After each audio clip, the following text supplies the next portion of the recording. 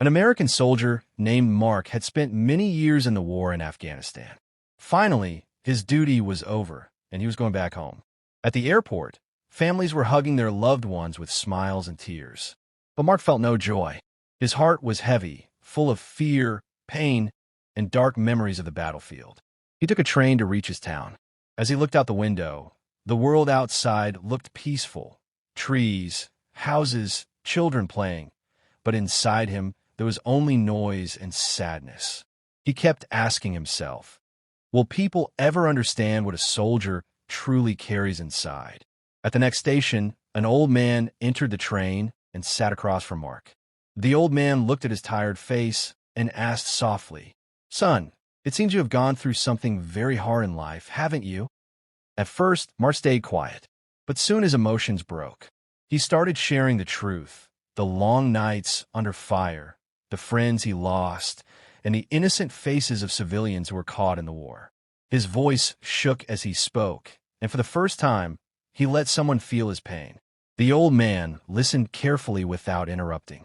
After a pause, he said gently, "True courage is not only about fighting battles. Real courage is when you carry your wounds, your pain, and still choose to live again. If you spend your life bringing hope to others, then you will win the greatest battle of all."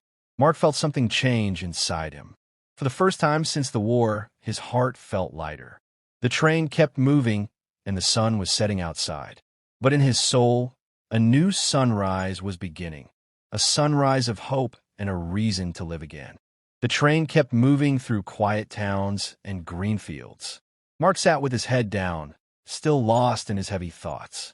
The old man across from him did not rush him. He simply waited, watching with kind eyes.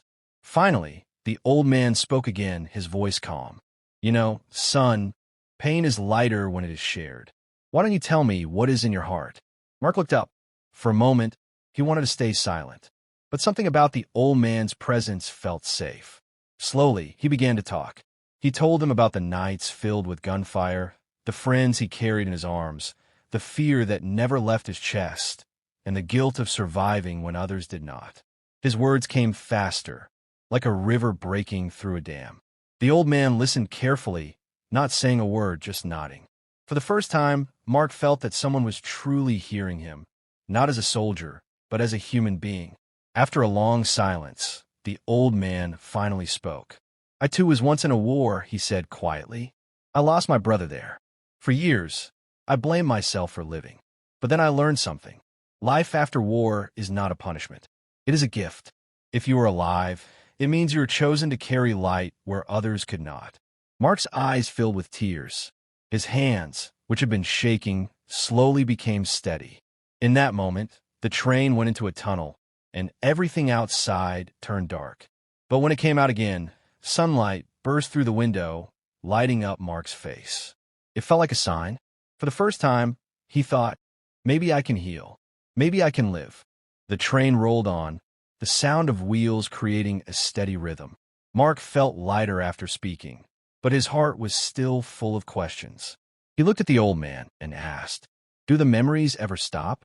Do the nightmares ever leave you?" The old man smiled sadly. "No, son, memories never disappear. They live with us like shadows.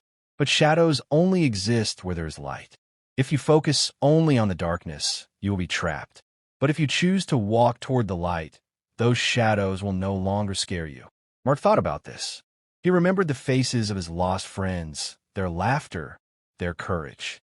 For the first time, he saw those memories not only as pain, but also as a gift, proof that love and loyalty had once existed in the middle of war. The old man leaned closer. "Listen carefully," he said. "Life is not about forgetting.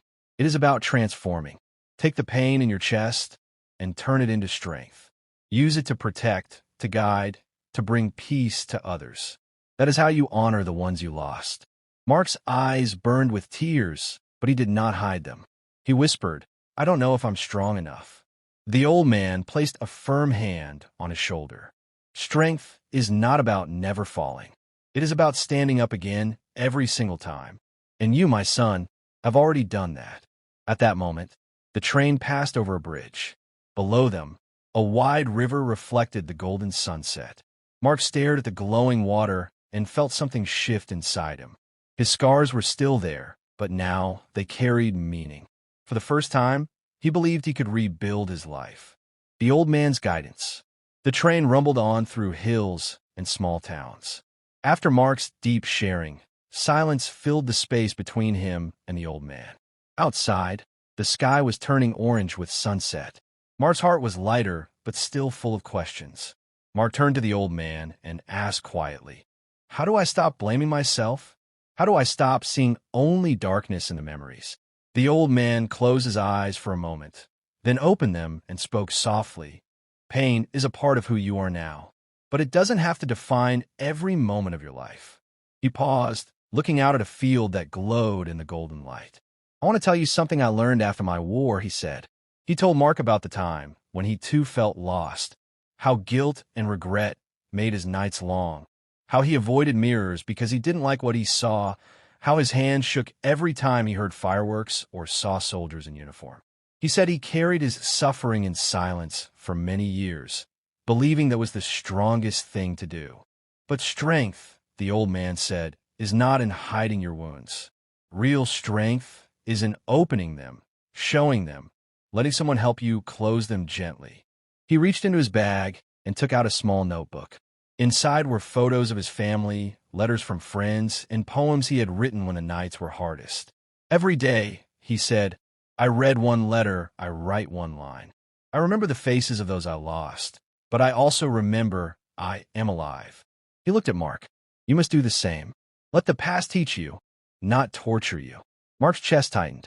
He thought of his fallen friends, of the scars he felt inside. For a long moment, he could not speak.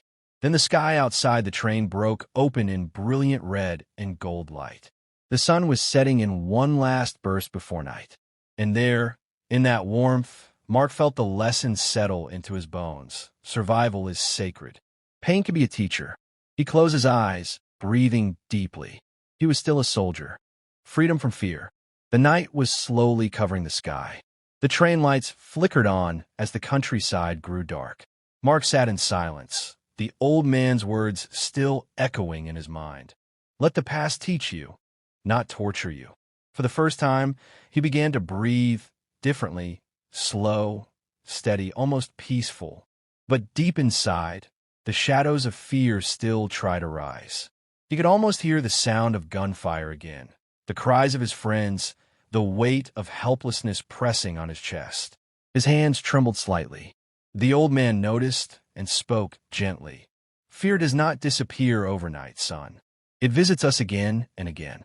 But every time it comes, you have a choice, to let it rule you or to face it." Mark whispered, "I don't know how to face it." The old man leaned closer and pointed to the window.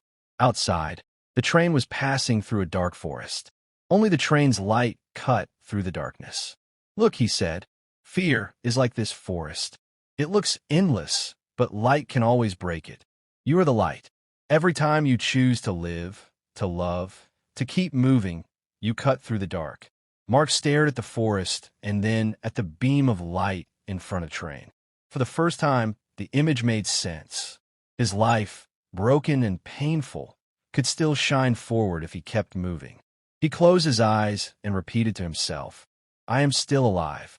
I still have a choice." Suddenly, he felt a strange calm.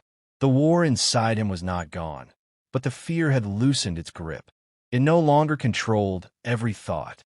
As the train left the forest and entered open land again, the stars appeared above the horizon. Mark looked at them and smiled faintly. For the first time, the darkness did not frighten him. A new decision. The train moved into the quiet night. The forest was gone, and now open fields stretched under a sky full of stars. Mark leaned back against his seat, his mind calmer than before. For the first time since the war, he was not only remembering death, he was also thinking about life. The old man's words stayed with him. "You are the light. Every time you choose to live, you cut through the dark." Mark repeated them in his heart. Something inside him shifted, small but powerful. He thought of the families he had seen destroyed, of the children who had cried in ruined streets. He thought of his fallen brothers who would never get another chance to laugh, to dream, to live. A sharp pain hit his chest, but this time it felt different. It no longer chained him, it pushed him forward. Mark whispered to himself, "If I survive and do nothing, then their sacrifices mean nothing. But if I live with purpose, then I carry them with me." The old man smiled as if he had read his thoughts. "That is the truth, son. The greatest honor for the dead is for the living to rise again." Mark sat up straighter. His decision was clear now. He would not let fear control him anymore. He would use his experiences to help others. Maybe fellow soldiers, maybe children who had lost their families, maybe anyone who needed strength. In that moment, Mark felt like a soldier again, but this time, not a soldier of war. A soldier of peace. A soldier of healing. Outside, the first light of dawn touched the horizon. The night was ending. Mark looked at the sunrise with steady eyes. This was no longer just a return home. It was the beginning of a new life. The ending.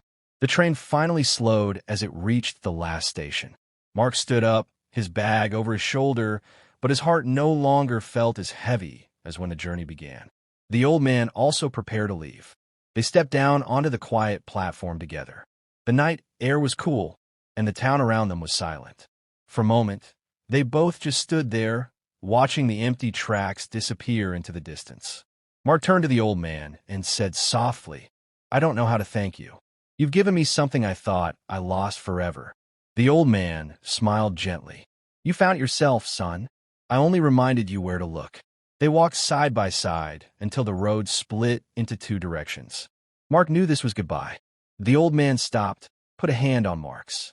And this was the journey of Mark, a soldier who fought not only on the battlefield, but also within his own heart. His story reminds us that true courage is not just about facing enemies. It's about facing our fears, healing our wounds, and choosing to live with hope. If this story touched your heart, don't forget to like this video, share it with your friends, and subscribe to the channel for more powerful stories. Every life has battles, and every heart has scars. But remember, your survival is your greatest victory. Stay strong, stay hopeful, and I'll see you in the next story.